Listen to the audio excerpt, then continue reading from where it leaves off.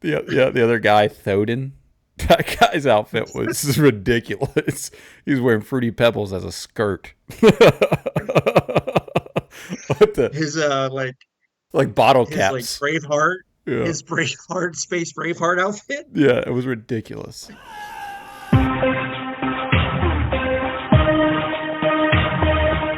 might be. They might be.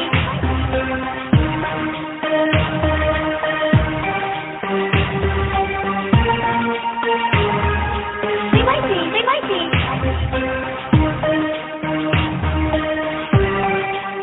Help! Help us, please! Can't you see? They might be. They might.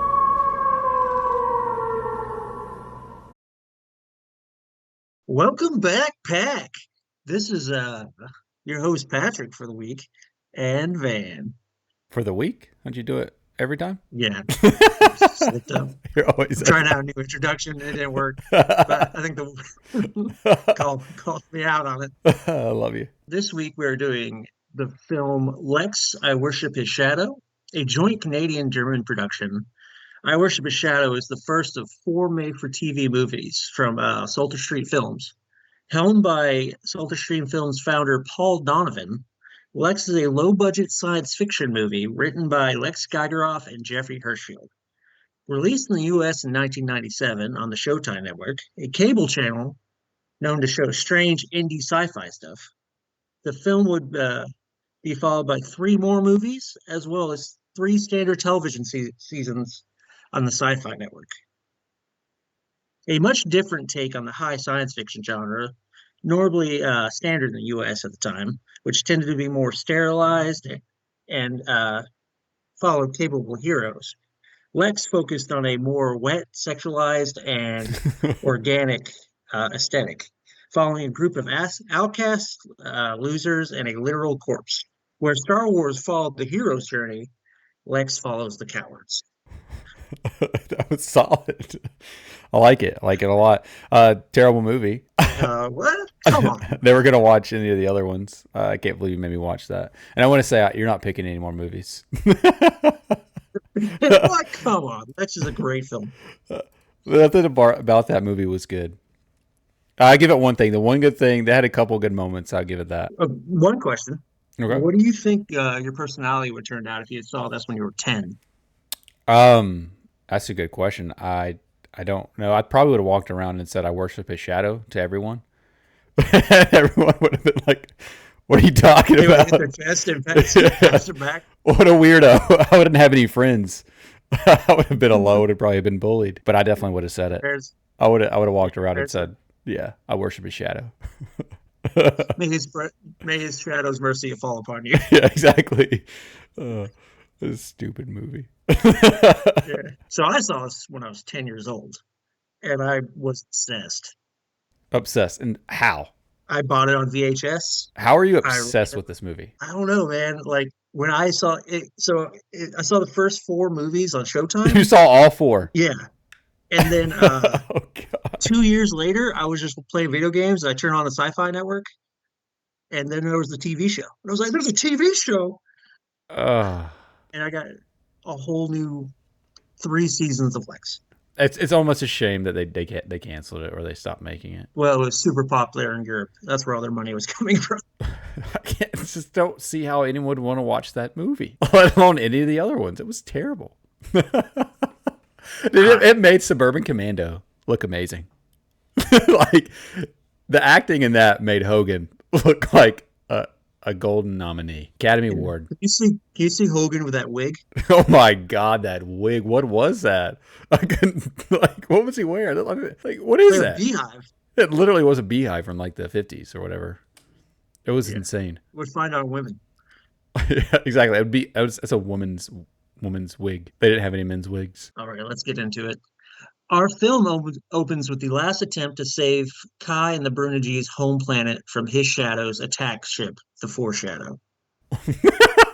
That's what I just foreshadow, foreskin. I don't know. I'm stupid. I'm stupid. I don't know why it made me laugh. I thought, all right, keep going. How's the well, we cut to like a green and blue planet. It's the very opening scene of the Yeah. film, and like Kai and the last of his resistance fighters are flying these like dragonflies. Yeah, that's what they look like with scorpion stingers almost. Yeah, And mind you, this is 90s CGI at its finest. yeah. Like absolute The finest. We'll get to the best part of the 90s CGI later. Yeah. uh, so they're attacking this giant attack ship that's like firing these green webs at the planet, and that's like obliterating all the organic life on the planet. Wiping out his entire race. Yeah, just taking out the Yeah. whole world. Not gonna lie, that little chant they were singing, it had me going. Do you remember how it went? I used to have a down. Do you remember how it went? Yeah, yo yo, Jerome Brune and G, yo yo, home Ray. Dude, I was obsessed with this show. You really were. I feel so bad for you. I'm literally getting the inner workings of your mind, and it's fascinating. If that's not your ringtone to your phone tomorrow or now, it's gonna upset me. I had my ringtone. It was my ringtone for like 6 months a few years ago. That's crazy. Kai, the last of the Brune and G, crashes his insect spaceship into the foreshadow and is killed by his shadow. His shadow has Kai's bodies preserved to mock an ancient prophecy that says Kai will eventually kill him. Right. So he froze him, even though he should have just destroyed him. Yeah. And that would be no other movies after that, right? That movie would it would have been done. It'd have been done by then if he just killed him or incinerated his body. Are you Trailer Park Boys fan? Oh yeah, love Trailer Park Boys. Great show. You know who the voice of his shadow is in that scene? No. Jim Leahy himself, John Dunsworth. Seriously? Yeah. Jim Leahy? Yeah. Oh, he was the greatest on that show. The shit winds are blowing. The winds are blowing. A shit shadow is coming, son. Yeah. Shit tornado, Randy. Randy, I'm gonna get some cheeseburgers, Mr. Leahy. I am the liquor. What a great show. What do you think of Shadow's design? I don't really know. I mean, it lands on right what I thought it would be, I guess. All black and just like a really long leather jacket, leather hood. Never see his face. It matched. I mean, nothing really to say about it. It really did its justice. He was the Shadow. He's a dark overlord. Yeah. Nothing really go wrong with that one. There's a lot of outfits in here that were ridiculous, but that was not one of them. Yeah, Kai's rainbow colored that or VeggieTales looking, and the other guy, Thoden. That guy's outfit was ridiculous. He was wearing Fruity Pebbles as a skirt. His like bottle his, caps. like Braveheart. Yeah. His Braveheart, space Braveheart outfit. Yeah, it was ridiculous. That was the absurd one. After Mr. Leahy kills Kai and preserves his body, there's a 2008 year time jump. Right. And we're Sorry, I'm not trying to interrupt you, but this fucking movie. 2008 years. Why make it 2008? They needed the extra 8 years? They couldn't make it a clean 2K? Well, it makes it seem real, like, legitimate. Like, if it was 2000, it'd be unbelievable, because be like, why would be such a rounded number? But 2008? Oh, no, this is serious. It's not 3008. It's real, right? Yeah, this is real stuff. Yeah, 2000. I'll laugh when I said 2008. I was like, of course it did. Why wouldn't it just say like 2,154 years later? Just like 2008. Ridiculous. Continue. Sorry. I like that this is the first 90 seconds of the movie. Yeah, that's like 90 seconds into the film. 2008 years later, we are transported to the cluster, capital of the League of 20,000 Planets. Our very next character introduction is security guard Class 4 Stanley H. Tweedle, played by Brian Downey, who spends the whole movie looking like Droopy Dog if he were on a registry. He really does. He's always making those funny faces. This is our hero of the film, Stanley Tweedle. You wouldn't believe He's living in like a cubicle, like a beehive. I couldn't tell. Was he a prisoner? I couldn't tell. Did he work there? What was he? So he works there. He's the lowest member of the ranking military. He's a security guard. Okay. Yeah, so like he's not of any import, and he's constantly in trouble because he's got like 991 demerits Hmm. Yeah. for being late. And Not doing this his is all job. this is also the moment in the film where it decides to introduce us to the concept of the dark zone, Yes. which is a parallel universe according to their universe, the light zone, the light universe. I could just see the look on your face. You love talking about this movie. Yeah, man. Well, I first saw this movie and it wasn't called Lex. It was called Tales from a Parallel Universe. That was the name of it. And it got changed somewhere after the TV show started on Sci-Fi Channel, which was called Lex. Hmm. Maybe to make it Yeah, more easier for people. you asked me if this was a movie, you'd say there was a TV show. I was like, it got retrograded back to a TV show.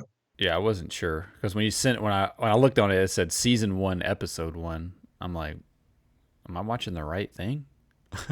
Yeah, it was the first season is those 4 movies. And each of those movies has like a guest star. So they're just And made for TV movies, yeah. like those Hallmark films you see nowadays. Yeah, but for Showtime. Right. So you get a lot more violence and boobs. Exactly. The first 10 minutes of this movie are heavy introducing new characters that need to be followed. 3 important players are brought in a prison transport ship.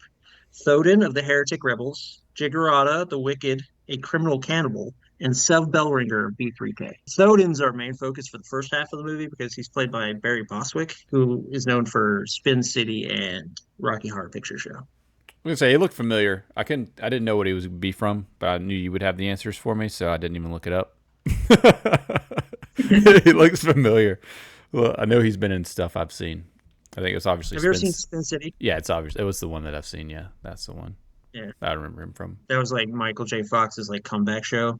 Like he's like, I don't have Parkinson's. I have Parkinson's.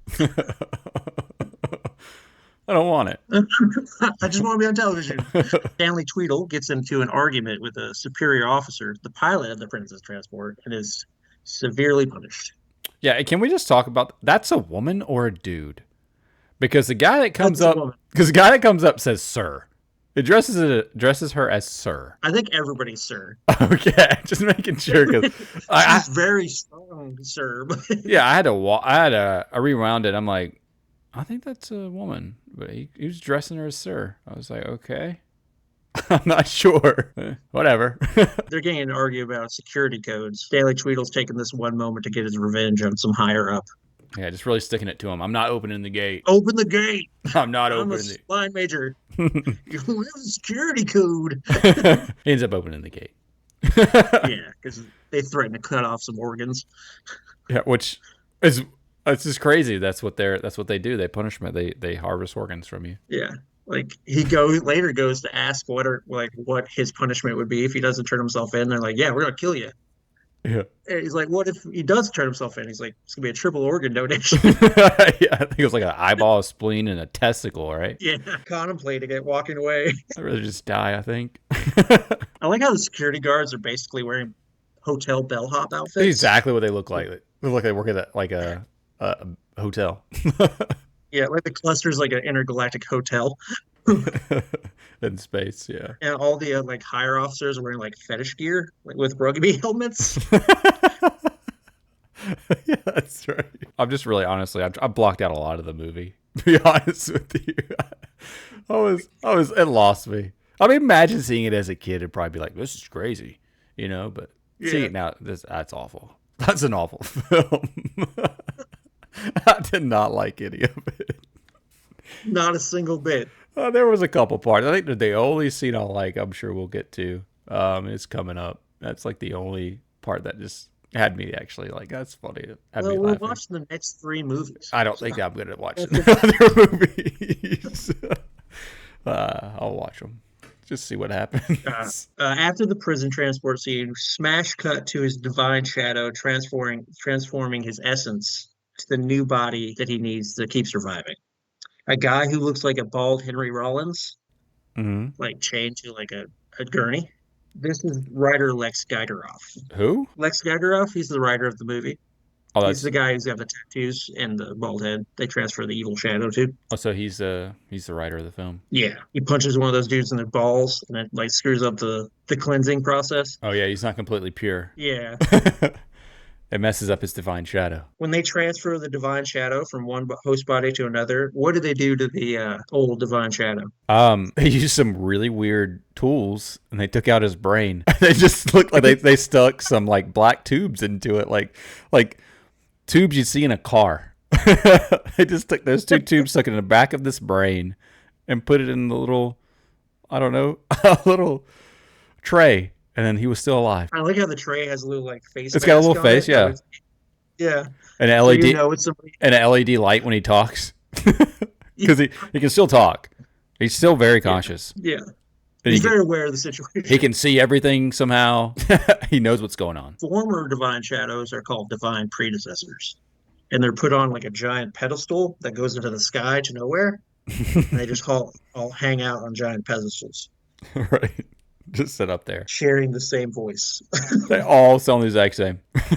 There's two voices. There's Brian Dunsworth's voice, like the specific one. Yeah. The new one, right? And then The there's- new divine, right? Yeah, the new divine predecessor. The new divine shadow is Walter Borden, who would be go on to do the voice for the rest of the show. But there's like, whenever they talk, there's only really two voices, but they've like echoed it. So it sounds like there's like 30 of them Yeah. when one side talks and 30 on the other side talks. It was really great. His new divine shadow gets on one of the pedestals and shoots up into the sky to talk to the brains. And he's like telling him his new plan: destroy every planet in the universe. He basically says, I'm not clean.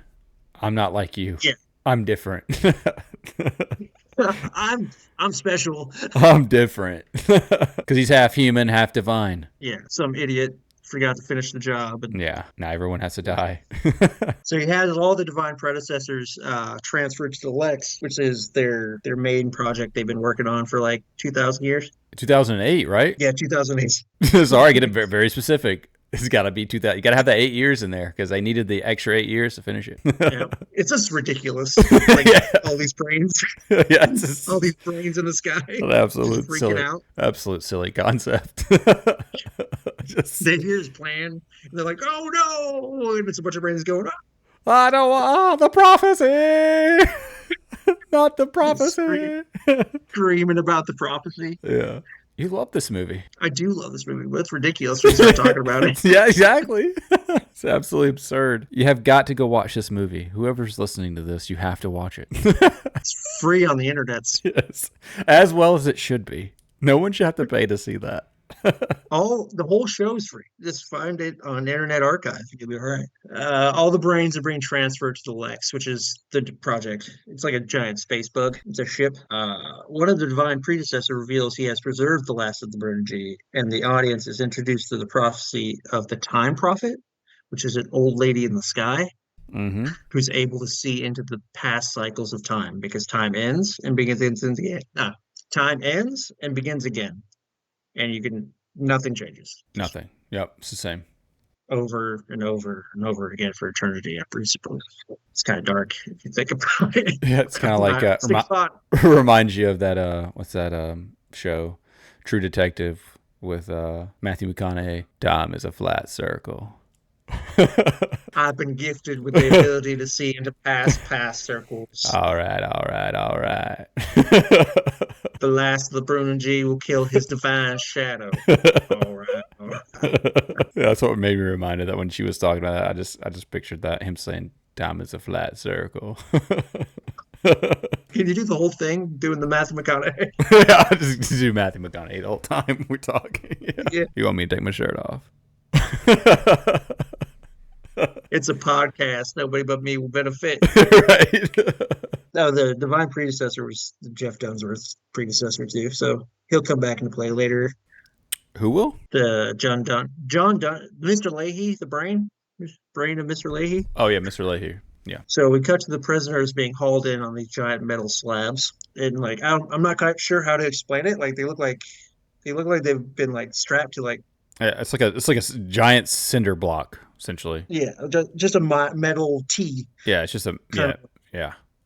And they're just strapped to it, and they're on conveyor belts, just Going down the line. They have this like virtual reality court. It looks like if like courts were taken over by Google AI. Right. Really bad, too. Very glitchy. It almost seems like they're just all pre-recorded and no one's actually talking. Yeah. Because it'll pause and then a robot would start talking and then that would start talking again. So it's like, yeah.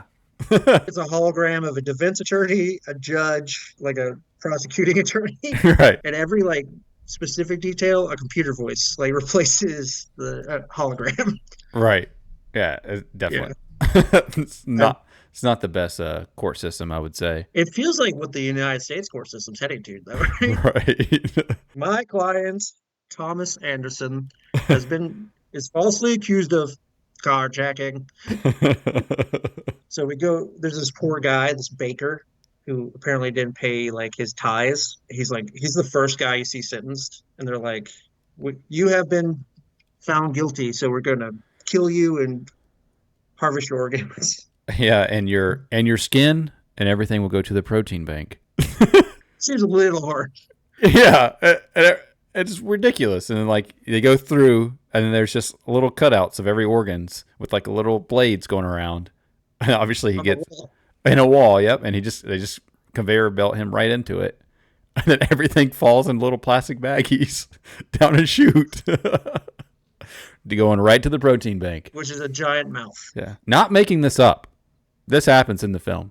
Yeah, it's a giant bug mouth. There's like hundreds of these conveyor belts full of thousands of these packages. There's a giant bug mouth that's eating the protein. Ridiculous film. So we're introduced to Zev Bellringer, who is a woman, like a heavy-set woman, who is very unattractive. Failed to do for right now. So when they like try you, they stick a metal needle into your brain to get a hold of your memories. Yeah. And it shows her being married off to this like 15-year-old kid, and he's unhappy about their choice of marriage. Yes. Calls her a cow.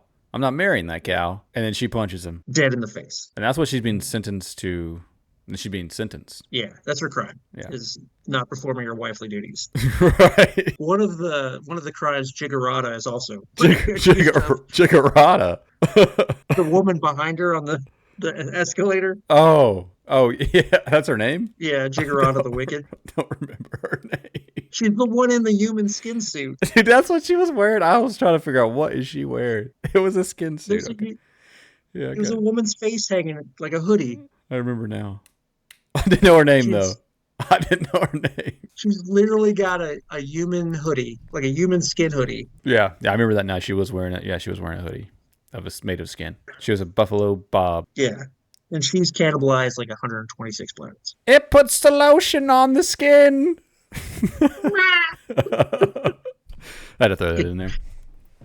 It's a classic. It is. Jodie Foster shows up. Hello, Clarice.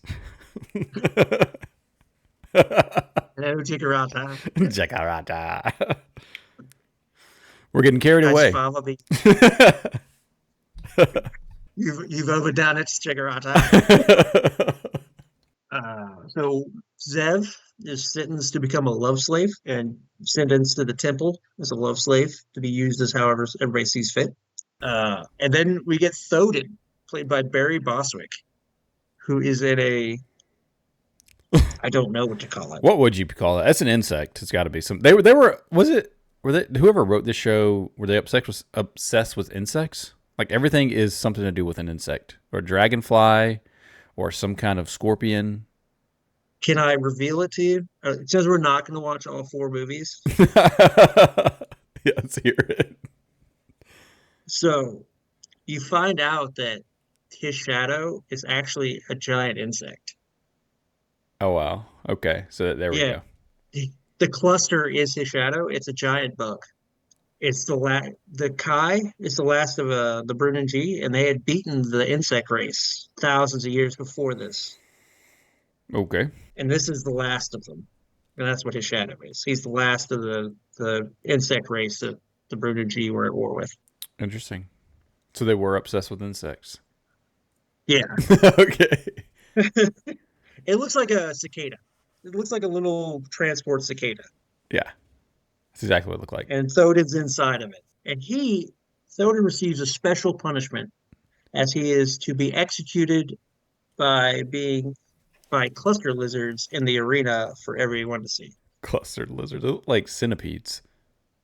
Yeah, like, they're cluster lizards. like giant. Nothing about that would that be a lizard. It looks just like a giant centipede. So he's lifted up into a PlayStation 1 video game. It's exactly what it looks like. It's a giant arena that looks like it was like Doom 2 level graphics. Yeah. Like Cloud and his group of Avalanche was going to show up from Final Fantasy VII and like save him. Right.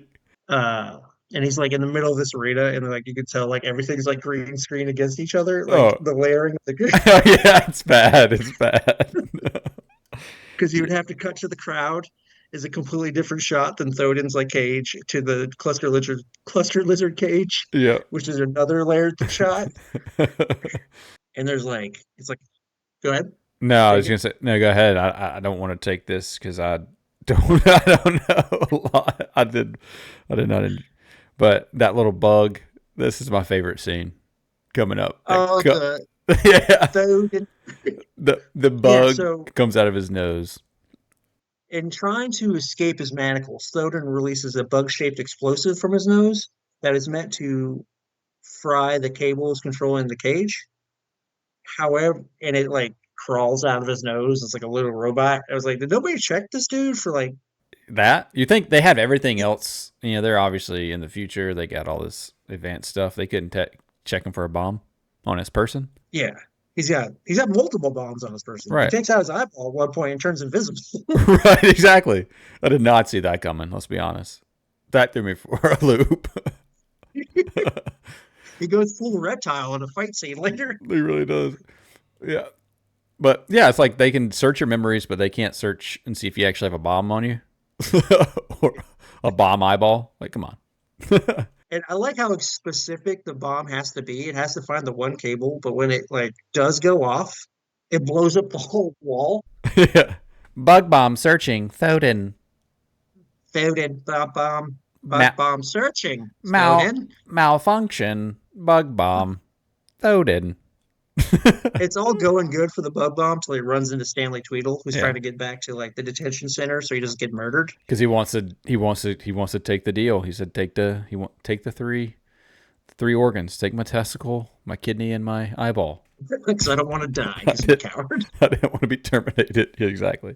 So he smashes the bug bomb, and like at one point it gets stuck in like a little whirlpool drain inside of the wall. Yeah. It's like bug bomb lost head, Thodon. Yeah. Malfunction. I thought this was malfunction.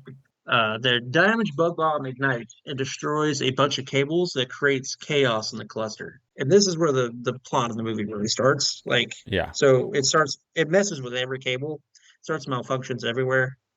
At least my favorite joke in the movie, which is there's a transport ship of like honor students that come in on the cluster, and they're like receiving a award the same time Thodon's being executed. Yeah. So like the hologram sentencing Thodon is like, you will be executed by these cluster worms. And you cut to these kids have received the award of merit, and they will be summarily executed by cluster worms. Oh yeah. And then they had the worms actually come in there. Yeah, they release the cluster worms and they start eating kids. Very. And Thodon gets awarded the honorary award. Right. It like switches where he's like on the winner, and like he has access to do whatever he wants. And the cluster worms are eating the whole stadium full of people and like just messing around. And Thodon goes back down into the prison area. His manacles are released. He releases the rest of his crew, the rest of his rebels. Mm.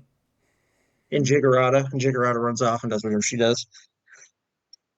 In the meanwhile, during Sev's like love slavery reprogramming, do you want to go through this? Do you remember this? I do remember this, yes. They changed her entire body somehow. Yeah. So they put her on a table that's like a Play-Doh press. Yeah, exactly what it looks like. Like you would make shapes from Play-Doh. Yeah. And it comes down and there's a robot operating it. And it's like like a PS1 video game creator where you adjust the size of your character by going up or down. Yeah. And she was already up there, so they were coming down. Yeah, they came down. Yeah, because she was a big old girl. They were coming down. And they came down and they changed her hair color to like white. And they specifically made the top of her head and her pubic hair white. It shows on the little green like it was a very important detail that they had to show. It had to be in. You had to have it in there. Like the carpet has to match the drapes. But right before the press comes down to do all this changing, a cluster lizard kills the robot that's operating the thing and gets its head stuck in the transformation machine. Right. And like fuses with her as she becomes this hot love slave body. Right. She's part lizard now. Yeah, which saves her butt later. Not in appearance, but somehow. No, she's a very hot German woman. And somehow she has some kind of lizard inside of her mind. Yeah. She can speak cluster lizard. Zev is played by Ava Haberman, and she is the love interest of this movie. She is one of the main characters of the show. And she would be replaced in season 2 because of the time difference between filming of season 1 and season 2. Her scheduling conflicts, so she'll be placed in season 2 by Zena Seberg, who I personally prefer over her, but I like Ava Haberman in this. So the final part of the love transformation is a reprogramming of the mind, and there's like this little head thing coming down, and the robot who was eaten by the cluster lizard, she takes its head and puts it in the love slave machine. Mm-hmm. When it comes up, the robot head falls in love with our Zev Bellringer of B3K. You remember what happens after that? I don't. That's what I got you for. I did watch this movie though. I promise. I believe. I finished it. You do believe. I finished it. I'm glad I wrote this. I finished it. I did finish the movie. I swear to God, I finished it. I immediately deleted it. I got bad memory stuff going on. Yeah, I deleted it. It was bad. No, I think the robot fell in love with her, obviously. It was really bad CGI. And then she obviously goes to get away. She runs into Stanley. Yeah. And then they fight some guards. Well, actually, no, they don't. They run into some cluster lizards, and this is where you find out that she can actually speak the common tongue of the lizards. Yeah, she's Harry Potter to these cluster lizards. Right. She tells them to kill the armed guards, which they do for her. Which is basically just screaming at the... Yeah. It was very odd. So, 790, which is the robot head, he is voiced by Judd Hirschfield, who is the other writer of this movie. And 790, Stanley, and Zev are trying to get away from the cluster. The ensuing chaos forces his device Shadow to act by reanimating the last of the Bruden G to kill all of these escape convicts. So Kai has been turned into a divine assassin. Which he cannot be hurt. He's an undead killing machine. Absolutely brutal. It's like John Wick on steroids. Yeah. If John Wick could have his head cut off and still keep going. Yeah, that's a world you don't want to live in. He's killing everybody. He's literally unstoppable. Literally. The heretics, Thodin, Stanley Tweedle, and Zev Bellringer proceed to make an escape to the LEXX. This is because the Divine Shadow wants everybody to get to the LEXX so he can prove this prophecy is a joke. Right. And you can put it to bed for rest. Meanwhile, as they're making their escape, Stanley Tweedle and Thodin meet up with each other. And this is where you find out Stanley Tweedle was actually one of the rebel heretics who was kidnapped and tortured and gave up all details of their plan of getting the key to the LEXX. They call him the traitor. It's very believable. He's very it's very believable. He looks like a traitor. He absolutely does look like a traitor. I wouldn't trust him. They're on a bridge. Thodin and Zev come eye to eye. They make lovey-dovey eyes at each other. And they're on the bridge going into the spaceship. And one of the guys, one of the heretics hears something. And it's like a hawk scream. And he turns around and his head's removed from his body. Yeah. Very clean and precise. Yeah.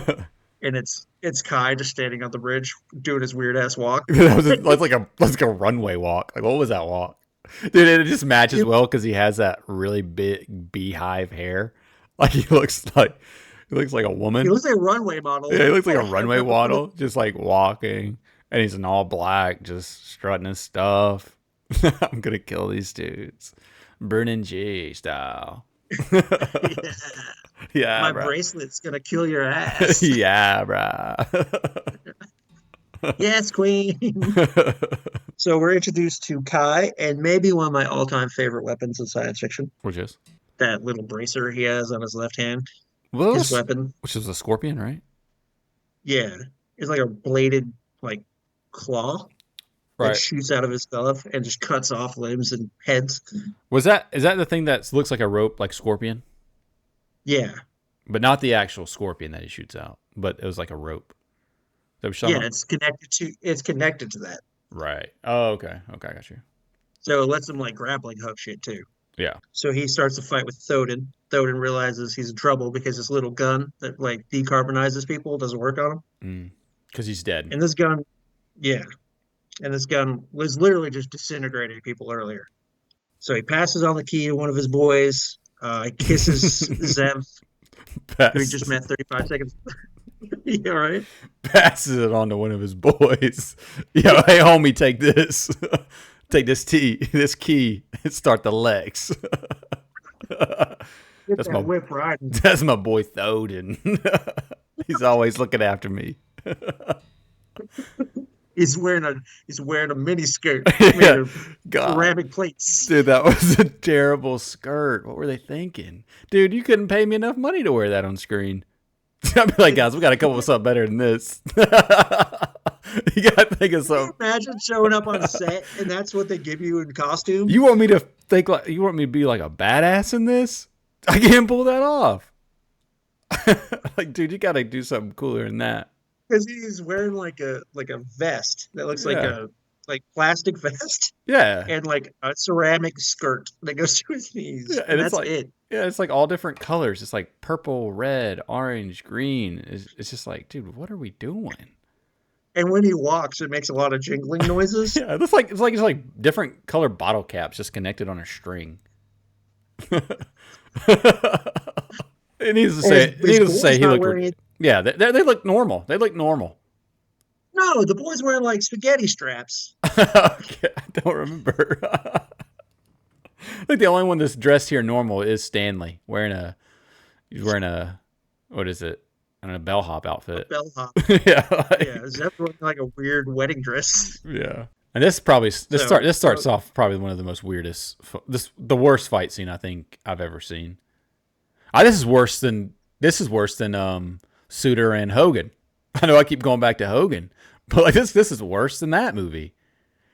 I don't think anything So- happens. Like, he goes invisible. Like he takes his eye out, Yeah. throws it down, goes invisible, and they just keep cutting back and forth with him standing there. They're both just standing there, and they'll throw like his little thing out, and that was it. And he caught it and he cuts off Yeah. Kai's arm and head. Yeah, this guy had this power to go invisible, and he did nothing with it. Could have pushed him off a ledge, could have tripped him, could have done something. He just takes the metal. I like when he dies. He takes the cable to the heart Yeah, and he's like, I, Thoden. and just falls over. And just falls forward. Yeah. There goes Barry Boswick. Yeah, he's out of this film. Cut to Stanley and Zev running to the LEXX with the guy with the key, and the guy abandons them and goes around the corner. And they come around the corner and they see that the guy's being eaten by a cluster lizard, and the only thing out is his hand. Yeah, did we say how they transfer keys? Like how it happens? It's through normally it's through a high five. Like an air high five. This is how you transfer the key to the LEXX. It's through an air high five. Yeah. That's what it is. Yeah, he's waving at Stanley from the bug. All he sees is his hand. Yeah. And Stanley's like, okay. And he's waving back, and the key like enters Stanley. Yeah. So Stanley and it runs away from the cluster lizard. because Zev just starts screaming at it. He's like, he decides to run away. And he hops into this bug helicopter. Mm-hmm. And this is where Jiggerod the Wicked shows back up. Out of nowhere. Yeah, out of nowhere. And she hops into the bug helicopter, tries to kick Stanley out, won't let Zev in, so Zev has to hop onto that bug helicopter. And the LEXX is so large, you have to take this little bug helicopter to fly places. Yeah, it's a very large ship somehow, but when looking at it from the outside, when they show it in CGI, it doesn't look that big. Yeah, but it's a massive ship, according to this. It's supposed to be a massive ship, like miles long.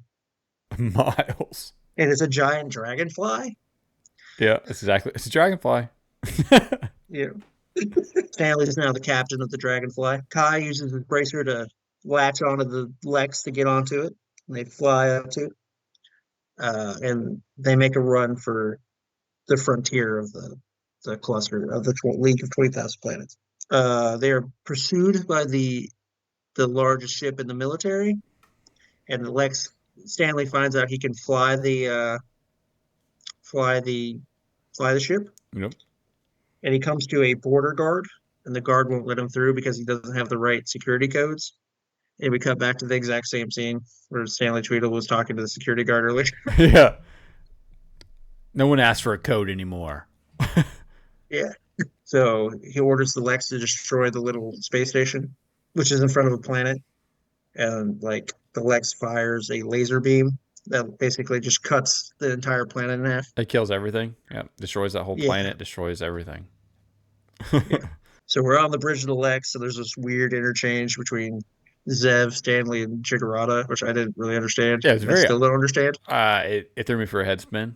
Like they cheered, and then they just started doing like weird growling and like very weird kisses of the eyebrows. Like he kissed her eyebrow. Yeah, it was very strange. I was lost by all of it. And then what's their name? What's the other woman's name? That cannibal? Jiggerada and Zev. They just start staring at each other. Like, yeah. You're not sure what's gonna happen. It's a very weird scene. Like, it's a very weird scene. It was like there's almost no stage direction. Well, it's like you're now looking at each other. Are you guys? This is what we're gonna do. You guys are cheering, and then just do whatever the hell you want. This is what we're gonna go with. Just act. I don't know if I would have. Just act. He just starts kissing her eyebrow. He literally did. He made out with her eyebrow. He didn't. I don't think he kissed anything else over than her eyebrow. Remember, Stanley's an ugly, ugly dude. Very ugly. This movie is this movie's made up of mostly attractive German women and ugly Canadian men. So Jiggerada and Zev are having a cat fight that is interrupted by Kai showing up. And Kai sees Jiggerada and he's like, "You're Jiggerada the Wicked." Goes through the whole thing and uses his bracer to like pick up Jiggerada by the neck and throw her off the ledge of the 100-mile drop. Threw her straight off that. Yeah. You didn't worship his shadow. So he proceeds. He's about to kill Zev and Stan when he hears from a distance the divine predecessors are in trouble. So he hops in the moth and he flies to the brains as they're being eaten by a cluster lizard. Let's go through this plot, man. It's just wild. This movie is so ridiculous. Like you realize that now, though, right? Yeah, but I still you realize it now. Like I'm gonna go through. What was I doing watching these movies? I mean, I'd like to say that. I don't know if that's true. You can't bring yourself to say it. Yeah, it holds a special place in your childhood. I get it. 10-year-old Patrick watching this and just enamored because his mom's working waitress job till 2 a.m. and he's free to do whatever he wants until then. Wow, but I want to watch he's on LEXX. Showtime later. I didn't ask anybody. I just threw on Showtime. Oh man, the amount of stuff you've probably seen. You shouldn't have. Have you ever seen the movie Society? Pat, I think you know the answer to that question, Patrick. Dude. So I caught this movie when I was 8 years old at 3 a.m. on Showtime. Oh gosh. And it's about these intergalactic aliens who are running society. And at the end of the movie, they have a giant orgy where all their flesh and skin starts to melt together. And they like feast on this one guy and they have an orgy and they start to become like one giant melted like being where they're like having sex with each other and they're like talking through their buttholes. What? I didn't sleep that night. I just went outside and started to make spears to protect my house. Dude, I don't think you could sleep after that. You have to just go outside. You got to find yourself again. You got to find your center. Like, cause you're off Yeah, your, I did. you got knocked off your rocker if you watch that. Like, you're I not was doing 8. good. Oh, you're 8. You're not doing good. You're not doing good after that. It was me at 5 in the morning as the sun was coming up in my front yard, trying to find a stick to make a spear out of to protect myself from that. He said, "This is, oh my gosh." I don't want to be. I don't want to be in a bug orgy talking out of my butthole. See what happens in society? That sounds like a great movie. I'm gonna have to watch that. I can't remember if it's called Society or not, but it's did not end well. That sounds crazy. So, where were we? Kai saving the last of the divine predecessors who are being devoured by a cluster lizard. Mm-hmm. And he comes across Mr. Leahy's brain Yeah, Jim Leahy's brain. Yep. and he touches it. He touches a piece of it, and guess what plays? Sing it for me again. Yo, hey, oh, he's like, I know that song. Yeah.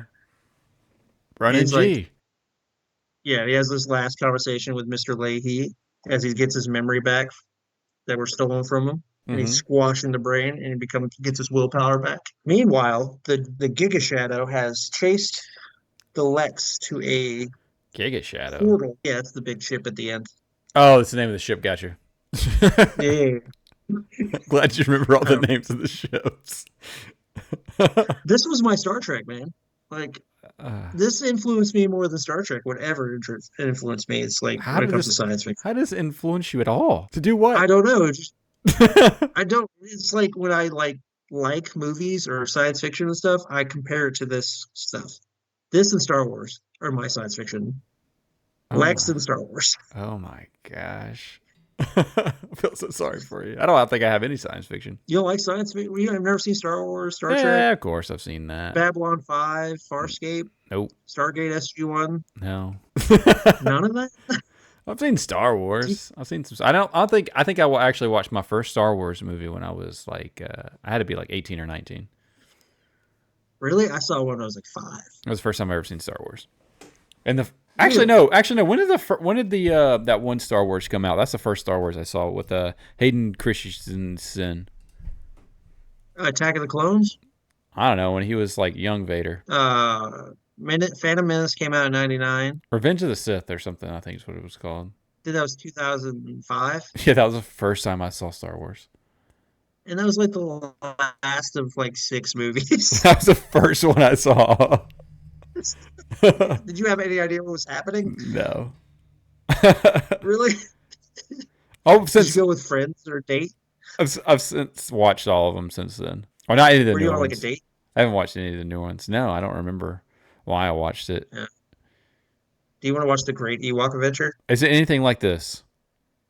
No, it's Star Wars. Okay, I could probably watch that. I could watch that. It's a made-for-TV Star Wars movie where this family gets stranded on Endor, and these 2 kids have to rescue their parents with the help of a band of Ewoks. That sounds fun. It's actually pretty good. It's actually terrifying when you're first see it when you're young, but it's really good actually. The second one, not so much. They got to fight an evil queen. There's a bunch of lizard people in it. Yeah, I could watch that. Yeah. So Kai, with his new memories, returns to the bridge where he meets with his shadow, and they have a grand final battle Mm-hmm. where Kai cuts off his shadow's head with the help of Zev and Stanley. They pass through the fractal core, which is a black hole that takes them to the dark zone, and it erases the LEXX's memory, so he can fire on anything now, including his shadow's ships, which allows him to destroy the Giga Shadow. But earlier, his shadow has taken his own brain out of his body, Right. so this allows him to return safely back to the cluster. And Zev 790 and Stanley H. Tweedle, along with Kai, begin to look through the dark zone in hopes of finding a new home. And that's where the first movie ends. And rightfully so.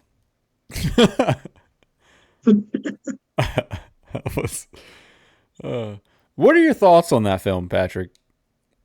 I adore that movie. How?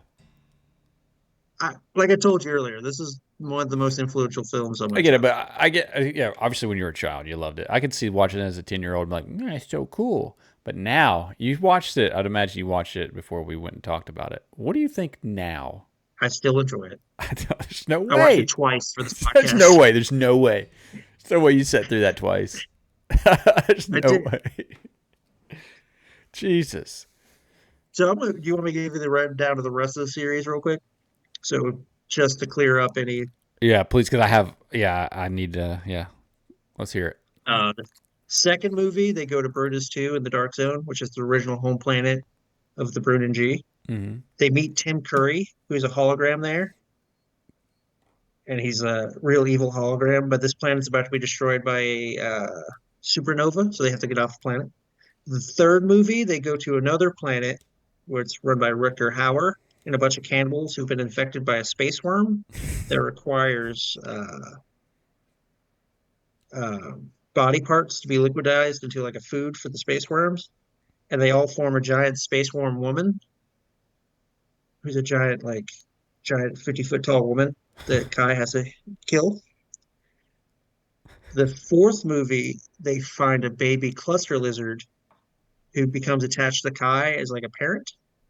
So they have to go back to the cluster to get more proto blood for Kai so he can keep going. And they find out that the cluster is a giant brain. A giant insect, but they release Kai's baby cluster lizard into the brain to eat the brain. And since it was Kai's baby cluster lizard, he's technically the last Brunin G. The lizard is? Yeah. So wait, he mated with someone? No, it was just the baby cluster lizard they found. So how From is the it? cluster lizard. How is he part Brunin G then? Because Kai adopts him. So not by blood. No, just a lizard, a pet lizard. It's like his baby. Okay. Season 2 picks up with them going through the light universe, trying to find a new home. They eventually run into Manfred, Yeah. who's a former scientist for the Divine Order, and he becomes this evil, like, giant robot that has to destroy the light universe. He becomes a giant robot of multiple arms that like swarm and devour planets. They battle him. That causes a destruction of the light universe. So there's now only the dark zone. Cut to season 3, 4,000 years later, because they've gone into cryosleep, and they go to this. They go to these paraplanets. They're called Fire, Earth, Water, and Fire. The two planets, Water and Fire, and they're basically heaven and hell. And Fire is ruled by Prince, and he's basically the devil. The artist formerly known as Prince? No, he's just a Canadian actor. Okay. And they go from back and forth between each planet, and there's like a rivalry between water and fire. Fire wants water, and water wants nothing to do with fire. But they're like circling each other. And they're basically where all the souls of the universe go. The good souls go to water, the bad souls go to fire. And Kai runs into himself on water. These planets are destroyed. Season 4, we realize that Earth has been in the dark zone the whole time, and they spend the rest of season 4 on Earth, which is eventually destroyed by Laika, who is a giant plant devourer of the universe. So Kai sacrifices himself to save the universe by destroying Laika, but it destroys the Earth in the process, and that's the last episode. Everyone dies. Everyone dies, except for Stanley and Zev, who fly off in a baby LEXX. That sounds ridiculous. That all sounds insane. I watched all of it. There's an episode where there's evil carrots that go up people's butts and take over their brains. Like sausage parties. Someone's just a carrot just going up an ass. Yeah, just a bunch of them. They're evil and they take over people. And they try to put more carrots up people's butts. Jesus Christ. My personal favorite episode is Brigadoon, which is in the second season. It's a musical episode that retells Kai's life on Brunus when he was alive, a human. Hmm.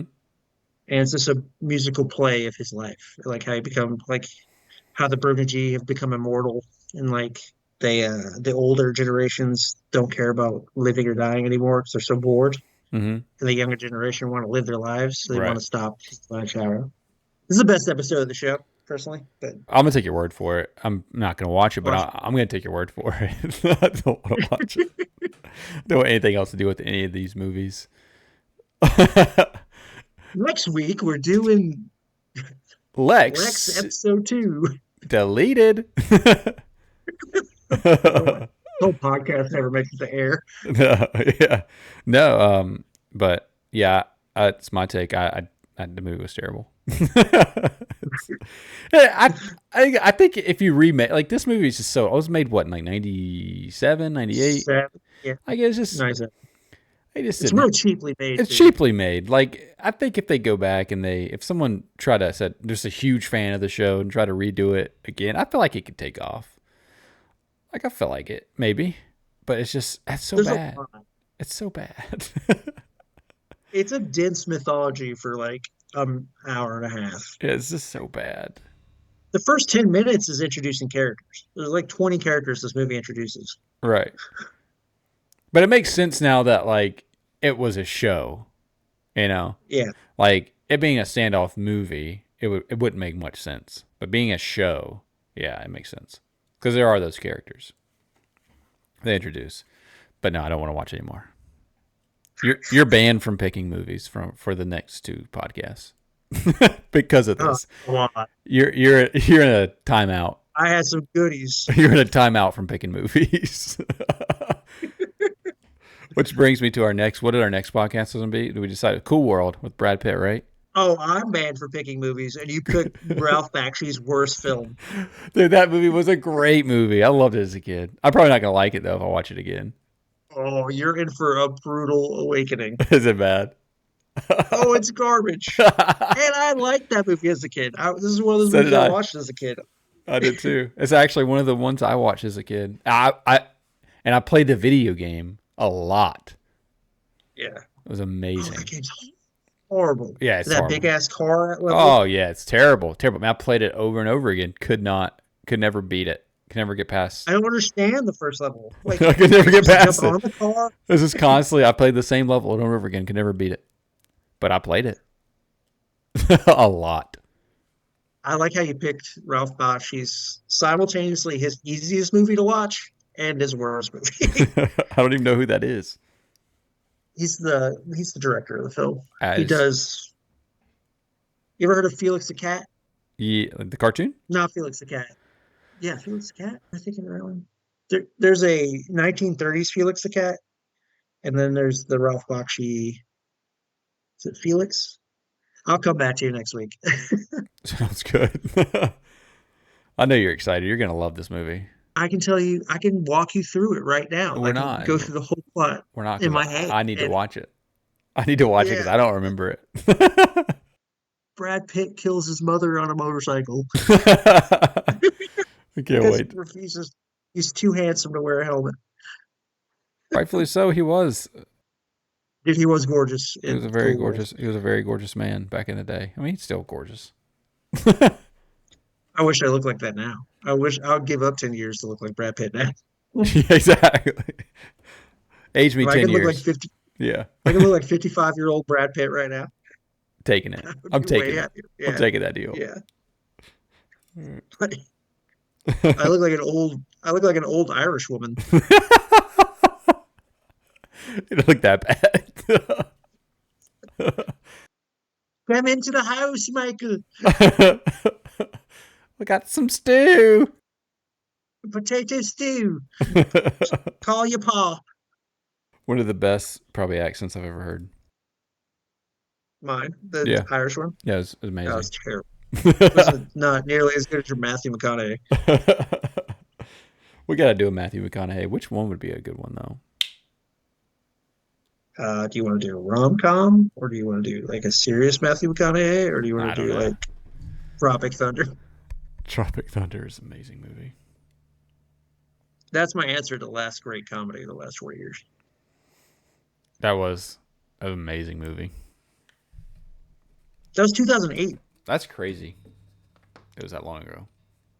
Yeah, I can't think of as good a movie in a long time. Yeah. For 400 years, our people. Yeah. All right, everyone. That was Lex, the last of the parallel universe stories we're doing on this podcast, obviously. I have been banned from picking movies for the next two podcasts, so we're doing Ralph Bakshi's Cool World. We might come back to LEXX. Who knows? Might throw you a bone. We'll come back to it. You love talking about it.